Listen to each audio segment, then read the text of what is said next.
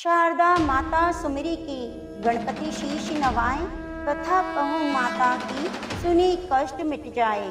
प्रिय भक्तजनों, आज शुक्रवार के दिन आप सुनेंगे धन देने वाली वैभव लक्ष्मी माता की कथा, सुख देने वाली संतोषी माता की कथा और अन्न धन के भंडारे भरने वाली अन्नपूर्णा माता की बड़ी ही दुर्लभ कथाएं। इन माताओं की कथाओं का श्रवण करने वाले भक्तों के जीवन में माता रानी की अपार कृपा प्राप्त होती है। तो आप सभी भक्तजनों के जीवन की मंगल कामना करते हुए कथाओं को सुनते हैं। सबसे पहले सुनते हैं वैभव लक्ष्मी माता की कथा। प्रेम से बोलिए वैभव लक्ष्मी माता की जय। एक समय की बात है, शीला नाम की महिला अपने पति के साथ रहती थी। शीला बहुत ही धार्मिक थी और भगवान पर उसकी अटूट आस्था थी। उसके पास ईश्वर ने जितना भी दिया था वह उसी में खुश थी। एक बार उसका पति गलत संगति में लग गया। वह सिद्ध अमीर होने का स्वप्न देखने लगा। बुरे दोस्तों के साथ रहने से वह शराब जुआ आदि खेलने लगा। इन आदतों की वजह से वह अपना सारा धन गंवा बैठा। अपने पति और घर की हालत देखकर शीला बहुत दुखी हुई, लेकिन उसको भगवान पर पूर्ण भरोसा था तो वे सब कुछ ठीक कर देंगे। वे हमेशा यही सोचती थी। एक दिन दोपहर में किसी ने दरवाजे पर आवाज दी और शीला बाहर आई। उसने देखा दरवाजे पर पड़ोस की माताजी खड़ी हैं। उनके चेहरे पर एक विशेष तेज था। माताजी को शीला के अंदर ले आई और बिठाया। तब माताजी ने शीला से कहा, हर शुक्रवार को लक्ष्मी जी के मंदिर में आती हूँ, लेकिन शीला समझ नहीं पाई। फिर माताजी ने बोला, तुम काफी दिनों से मंदिर नहीं आई तो मैं तुम्हें देखने चली आई। माताजी की प्रेम भरी बातों से शीला की आंखों में आंसू आ गए। फिर शीला ने अपनी सारी व्यथा सुनाई। तब माताजी ने शीला को बताया कि माता लक्ष्मी धन की देवी हैं, तो उनका व्रत विधि पूर्वक कर तेरी सभी समस्याएं खत्म हो जाएंगी। शीला ने पूछा, व्रत की विधि क्या है? तब माताजी ने बोला, माता लक्ष्मी का व्रत की विधि बहुत ही सरल है। इस व्रत को वैभव लक्ष्मी व्रत कहा जाता है। इस व्रत को करने से सभी मनोकामनाएं पूरी होती हैं।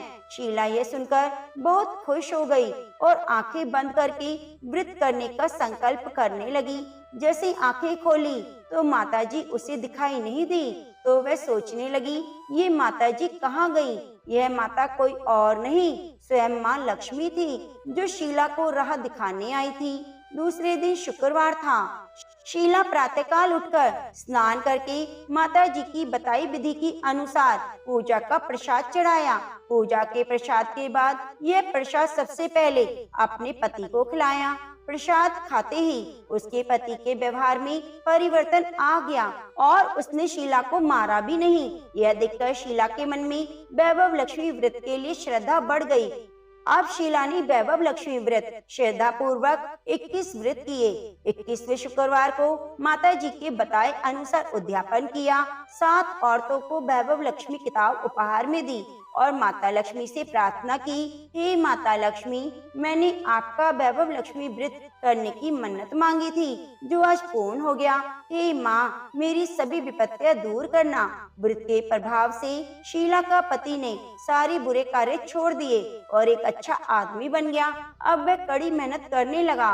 घर में सुख शांति आ गई और सभी सुखपूर्वक रहने लगे। अतः जो भी व्यक्ति वैभव लक्ष्मी माता का व्रत करता है, माता रानी उसके जीवन को खुशियों से भर देती है और धन धान्य की बरसात होती है। माता रानी अपने भक्तों को कभी भी निराश नहीं करती। तो प्रेम से बोलिए वैभव लक्ष्मी माता की जय। अब आइए सुनते हैं सुख संतोष प्रदान करने वाली माँ संतोषी माता की कथा। तो प्रेम से बोलिए संतोषी माता की जय। एक बुढ़िया थी जिसके 7 बेटे थे। उनमें से 6 कमाते थे और एक नहीं कमाता था। वह बुढ़िया उन 6 को अच्छी रसोई बनाकर बड़े प्रेम से खिलाती और 7वें को बचा कुचा झूठन ही खिलाती, परंतु वह भोला था और मन में कोई विचार नहीं करता। एक दिन वह अपनी पत्नी से बोला, देखो मेरी माता को मुझसे कितना प्रेम करती है। उसने कहा, वह तुम्हें सभी की जूठन खिलाती है, फिर भी तुम ऐसा कहते हो। चाहे तो तुम स्वयं आकर देख सकते हो। एक दिन बहुत बड़ा त्योहार आया।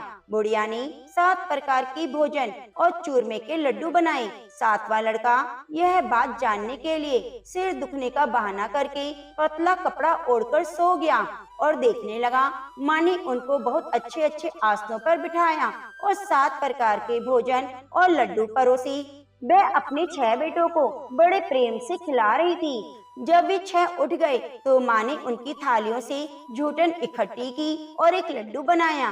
फिर वह 7वें लड़के से बोली, अरे रोटी खा ले। वह बोला, माँ मैं भोजन नहीं करूँगा, मैं तो परदेश जा रहा हूँ। माँ ने कहा, कल जाना तो आज जा, चला जा।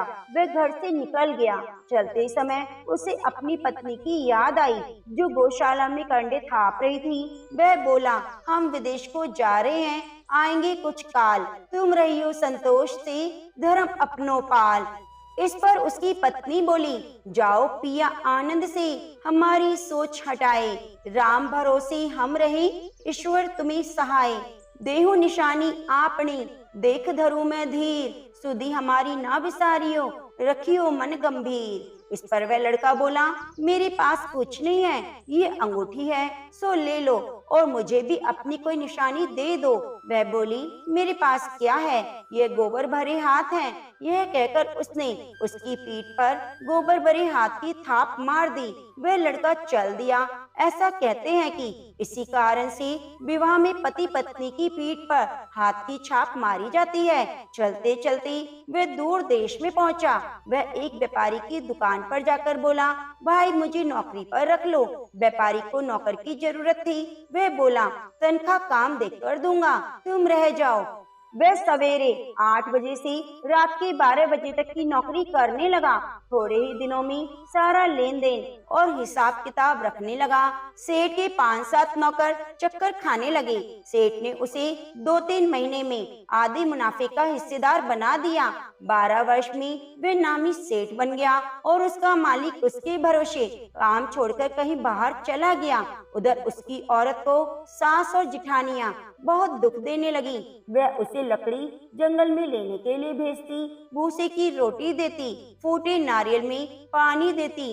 वह बड़े कष्ट से जीवन बिता रही थी। एक दिन जब वह लकड़ी लेने जा रही थी तो रास्ते में उसने कई औरतों को व्रत करते देखा।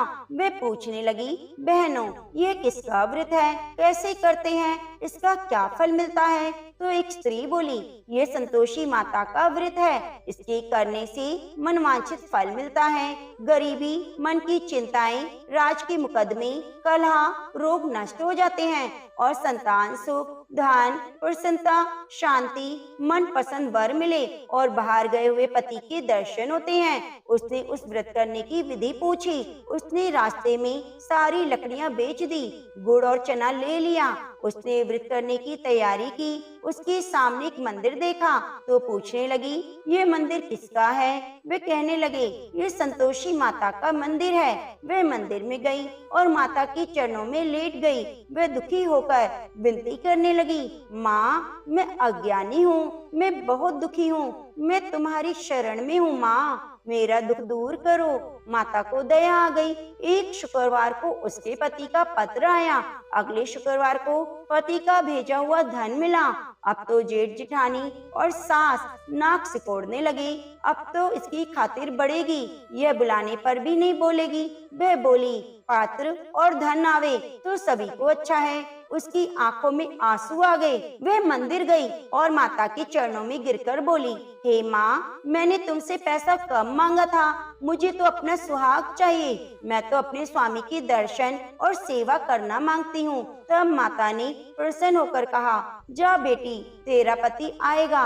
वह बड़ी प्रसन्नता से घर आ गई और घर का कामकाज करने लगी। उधर संतोषी माता ने उसके पति को स्वप्न में घर जाने और पत्नी की याद दिलाई। उसने कहा, माँ मैं कैसे जाऊँ? प्रदेश की बात है, लेन देन का कोई हिसाब नहीं। माँ ने कहा, मेरी बात मान, सवेरा नहा धोकर, मेरा नाम लेकर, घी का दीपक जलाकर, दंडवत करके दुकान पर बैठना। देखते देखते सारा लेन देन साफ हो जाएगा, धन का ढेर लग जाएगा। सवेरे उसने स्वप्न की बात सभी से कही तो सब खिल्ली उड़ाने लगे। वे कहने लगे, कई सपने भी सत्य होते हैं। और एक बूढ़े ने कहा, भाई, जैसा माता ने कहा है वैसा करने में क्या डर है। उसने नहा धोकर माता को दंडवत करके घी का दीपक जलाया और दुकान पर जाकर बैठ गया। थोड़ी ही देर में सारा लेन देन साफ हो गया, माल बिक गया, धन का ढेर लग गया। वह बहुत खुश हुआ और घर के लिए गहने और सामान खरीदने लगा। वह जल्दी ही घर को रवाना हो गया। उधर बेचारी उसकी पत्नी रोज लकड़ियां लेने जाती, रोज संतोषी माता की सेवा करती। उसने माता से पूछा, हे माँ, ये धूल कैसी उड़ रही है। माता ने कहा, तेरा पति आ रहा है, तू लकड़ियों के 3 बोझ बना ले। एक नदी के किनारे रख, एक यहाँ रख और तीसरा अपने सिर पर रख ले। तेरे पति के दिल में उस लकड़ी के गट्ठे को देखकर मोह पैदा होगा। जब ये यहाँ रुककर नाश्ता पानी करके घर जाएगा, तब तू लकड़ियाँ उठाकर घर जाना और चौक के बीच में गट्ठर डालकर जोर जोर से 3 आवाजें लगाना। सासू जी, लकड़ियों का गट्ठा ले लो, भूसे की रोटी दे दो, नारियल के खोपड़े में पानी दो, आज मेहमान कौन आया है। इसने माँ के चरण छुए और कहे अनुसार सभी कार्य किया। वे तीसरा गट्ठर लेकर घर गई और चौक में डालकर कहने लगी, सासू जी, लकड़ियों का गट्ठर ले लो, भूसे की रोटी दे दो, नारियल के खोपड़े में पानी दो, आज मेहमान कौन आया है। यह सुनकर सास बाहर आकर कपट भरे वचनों में उसके दिए हुए कष्टों को भुलाने के लिए कहने लगी, बेटी, तेरा पति आया है, आ मीठा भात और भोजन कर, गहने कपड़े पहन। अपनी माँ के ऐसे वचन सुनकर उसका पति बाहर आया और अपनी पत्नी के हाथ में अंगूठी देखकर व्याकुल हो उठा। उसने पूछा, ये कौन है। माँ ने कहा, ये तेरी बहू है, आज 12 वर्ष हो गए ये दिन भर घूमती फिरती है, काम काज करती नहीं, तुझे देखकर नखरे करती है। वह बोला, ठीक है, मैंने तुझे और इसे देख लिया, मुझे दूसरे घर की चाबी दे दो, मैं उसमें रहूंगा। माँ ने कहा, ठीक है, जैसी तेरी मर्जी। उसने चाबियों का गुच्छा पटक दिया। उसने अपना सामान तीसरी मंजिल के ऊपरी कमरे में रख दिया। एक ही दिन में वह राजा के समान ठाट बाट वाला बन गया। इतने में अगला शुक्रवार आया। बहू ने अपने पति से कहा, मुझे संतोषी माता के व्रत का उद्यापन करना है। वह बोला, बहुत अच्छा, खुशी से कर लो। जल्दी ही उद्यापन की तैयारी करने लगी। उसने जेठ के लड़कों को जीवने के लिए कहा, उन्होंने मान लिया। पीछे से जिठानियों ने अपने बच्चों को सिखा दिया, तुम खटाई मांगना जिससे उसका उद्यापन पूरा ना हो। लड़कों ने जीम कर खटाई मांगी। बहू कहने लगी, भाई, खटाई किसी को नहीं दी जाएगी, यह तो संतोषी माता का प्रसाद है।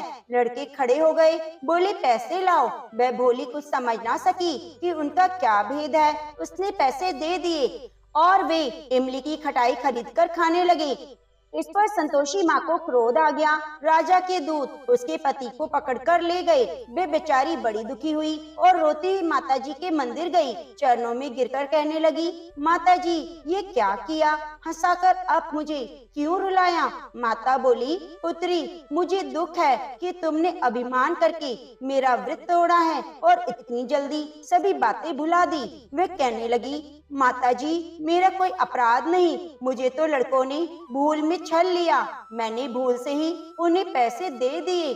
माँ, मुझे क्षमा करो, मैं दोबारा तुम्हारा उद्यापन करूंगी। माता बोली, जा, तेरा पति रास्ते में आता हुआ मिलेगा। उसे रास्ते में पति मिला। उसके पूछने पर वह बोला, राजा ने मुझे बुलाया था, मैं उनसे मिलने गया। वे फिर घर चले गए। कुछ ही दिन बाद फिर शुक्रवार आया।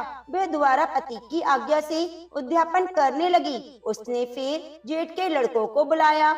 जिठानियों ने फिर वही बात सिखा दी। लड़के भोजन की बात पर फिर खटाई मांगने लगे। उसने कहा, खटाई कुछ नहीं मिलेगी, आना है तो आओ। यह कहकर ब्राह्मण के लड़कों को लाकर भोजन कराने लगी। यथाशक्ति उन्हें दान दक्षिणा दी। संतोषी माँ की उन पर बड़ी कृपा हुई और माता रानी बहुत प्रसन्न हुई। माता की कृपा से 9वें मास में एक चंद्रमा के समान सुंदर पुत्र हुआ। अपने पुत्र को लेकर वह रोजाना मंदिर जाने लगी।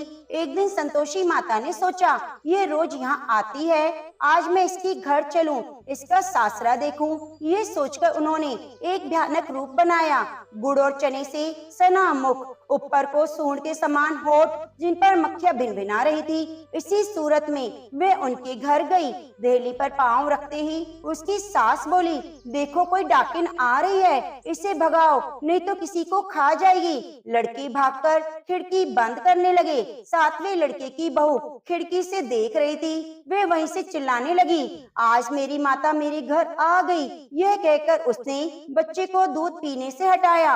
इतने में सास बोली, पगली, इसे देखकर उतावली हो रही है, बच्चे को पटक दिया। इतने में संतोषी माता के प्रताप से वह लड़के ही लड़के नजर आने लगे। बहू बोली, सासू जी, मैं जिनका व्रत करती हूँ, यह वो संतोषी माता हैं। यह कहकर उसने सारी खिड़कियां खोल दी। सबने संतोषी माता की चरण पकड़ लिए।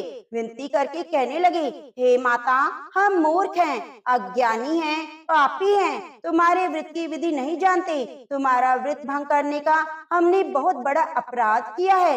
हे माता, आप हमारा अपराध क्षमा करो। इस पर माता उन पर प्रसन्न हुई। बहू को जैसा फल दिया, हे संतोषी माता, वैसा फल सबको देना, सबकी मनोकामनाओं को पूरी करना, सबके घर में सुख संतोष की समृद्धि करना। तो प्रेम से बोलिए, संतोषी माता की जय। अब आइए सुनते हैं अनधन के भंडारे भरने वाली माँ अन्नपूर्णा की कथा। तो प्रेम से बोलिए, जय माँ अन्नपूर्णा। ओम नमः शिवाय। प्राचीन काल की बात है। पुरुषोत्तम नामक नगर में एक बहुत धर्मात्मा सेठ जी रहा करते थे। उनकी 5 पुत्र और एक सबसे छोटी पुत्री थी। उसका नाम था गौरी। सेठ जी का भरा पूरा परिवार था। सेठ जी ने अपने सभी 5 पुत्रों का विवाह कर दिया। जब छोटी बेटी गौरी विवाह के योग्य हुई तो उन्होंने उसका विवाह एक दूसरे नगर के अपने ही समान धनी परिवार में कर दिया। अब सेठ जी की पुत्री गौरी दुल्हन बनकर जिस घर में गई, वहाँ उसका पति अपने माता पिता का इकलौता पुत्र था। अब गौरी बड़ी ही प्रसन्नता पूर्वक अपने ससुराल में रहने लगी। गौरी बड़ी ही सदाचारी, गुणवान और रूपवती थी। एक दिन की बात है, 1.25 महीना हो गया, तब सास ने गौरी को रसोई संभालने के लिए दे दिया। रसोई की सारी बातें समझा दी। गौरी अपनी सासू माँ के पांव छूकर रसोई में प्रवेश करती है। तब सास ने कहा, बहू रोज सुबह जल्दी उठकर पूजा पाठ करके रसोई में प्रवेश करना, फिर खाना बनाना। रोटी बनाते समय पहली रोटी गाय को और अंतिम रोटी कुत्ते की बनाना मत भूलना। इस प्रकार सास ने गौरी को सब कुछ समझा दिया।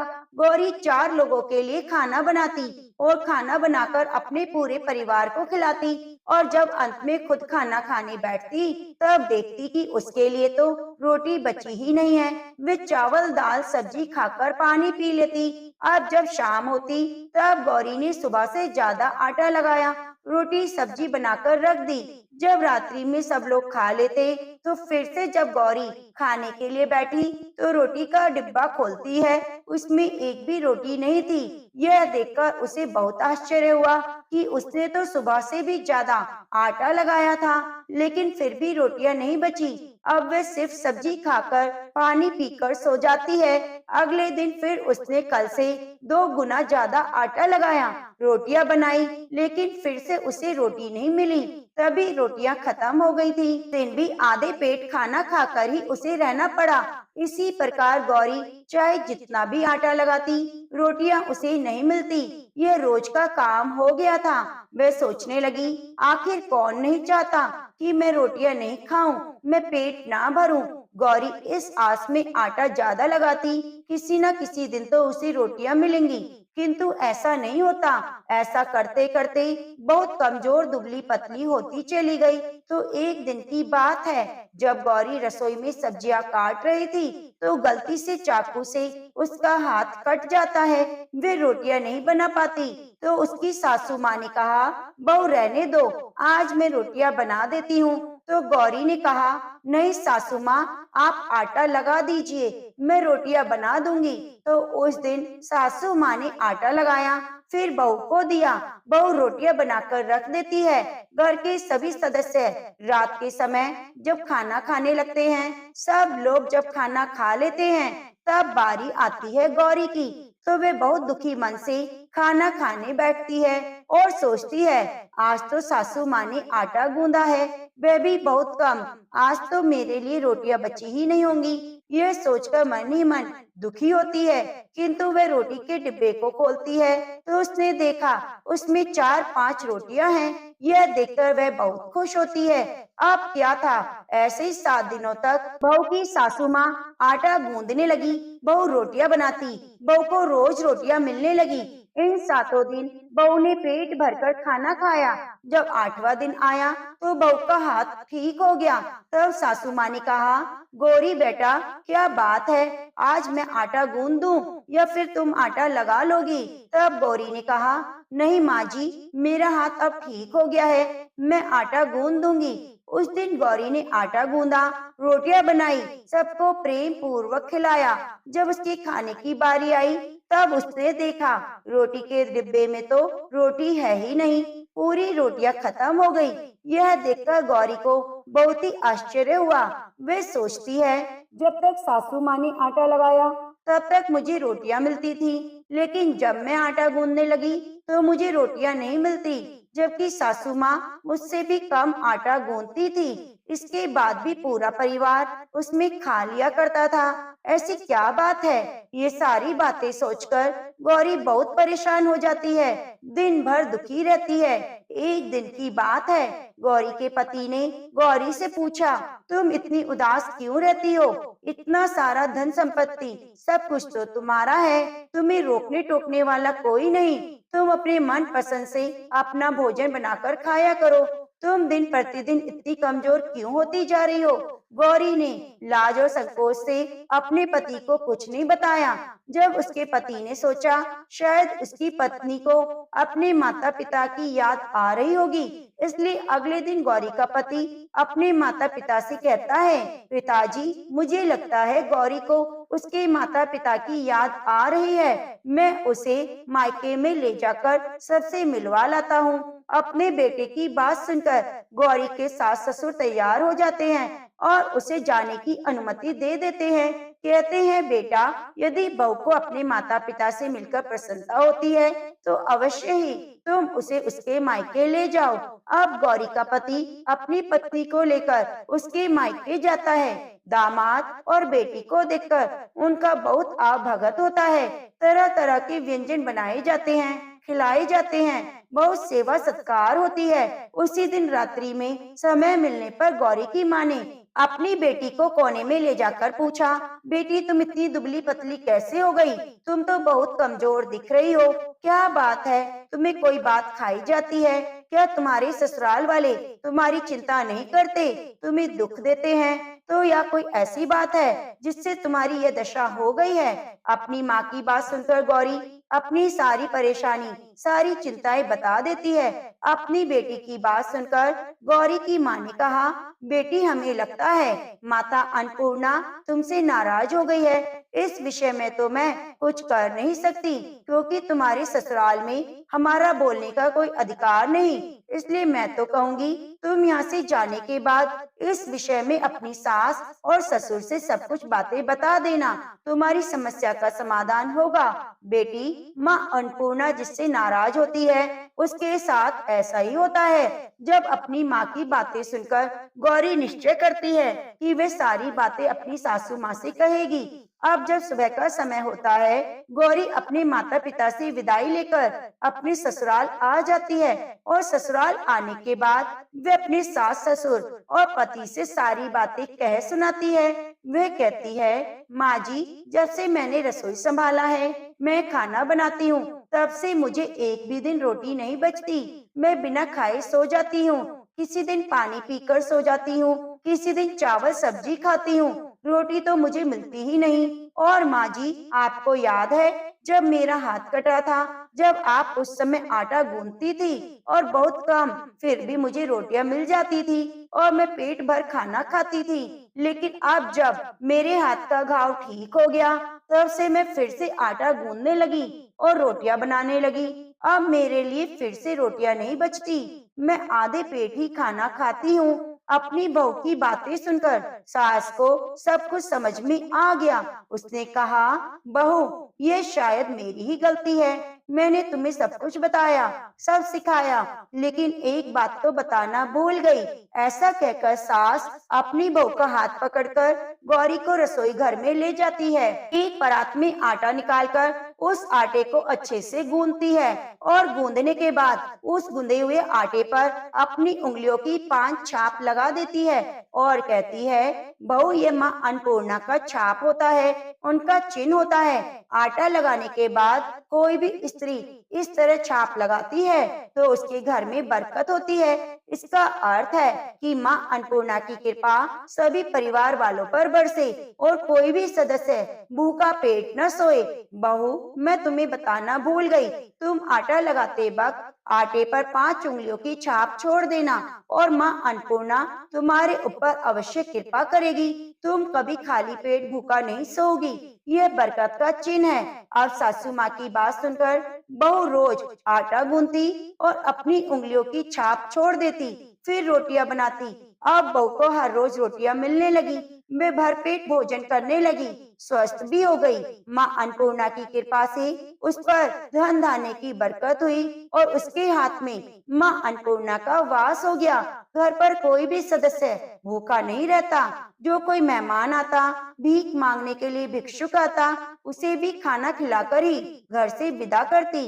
इस प्रकार बहू के ऐसा करने से उसके घर में बरकत होने लगी। प्रिय भक्तजनों, आटे को गूंदकर उस पर 5 उंगलियों की छाप लगाना हमारी पुरानी परंपरा है। ये माता लक्ष्मी और माँ अन्नपूर्णा का चिन्ह माना जाता है। ऐसा करने से माता अन्नपूर्णा सदैव प्रसन्न रहती है और अपनी कृपा दृष्टि हमारे ऊपर बनाए रखती है। हमारे पूर्वजों से लेकर अब तक ये परंपरा चली आ रही है। माताएं बहनें अपनी 5 उंगलियों की छाप आटे पर अवश्य लगाती हैं और माँ अन्नपूर्णा से प्रार्थना करती हैं कि सबका पेट भरना, सबका कल्याण करना, घर में अन्न धन की वर्षा करना।